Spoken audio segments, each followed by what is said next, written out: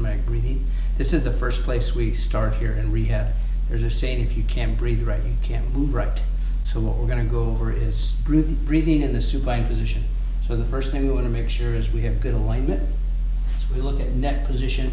Sometimes we have to add a pillow, because sometimes it's people, because of their thoracic spine, they're not able to put their head down flat. And then what they'll do is they'll extend their head. So that's not good alignment. So we need to make sure neck is lined up. The next thing we want to make sure is we have alignment of the torso and the lumbar spine. And so what we're doing here is we have him in the what we call the hook and ladder position. So in this position, he's putting a minimum amount of stress on his low back. Okay, so this is the starting position. So what we want Jeremy to do is he's going to breathe through his nose. As he inhales, we should see his belly rise up. We don't want chest breathing, where when he breathes, his chest rises up. We want to engage the diaphragm, and so what that does is it pushes down the stomach contents. That will turn on all the internal core muscles, which is what we need to do to stabilize the spine. So he breathes through his nose and blows it out through his nose.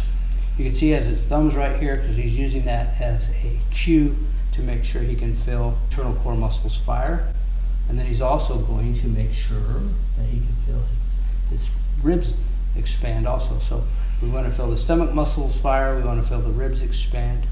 He breathes through his nose, blows it out through his nose. And this is just something we practice. As he gets better at this, then we'll take away the leg help. He can start with his feet on the floor. Again, we want to make sure he's in alignment. And as he gets that under control, he can also put his legs out straight. So the three things we look for. We look for alignment, we look for his ability to breathe, and we look for control of the exercise. So that's supine diaphragmatic breathing.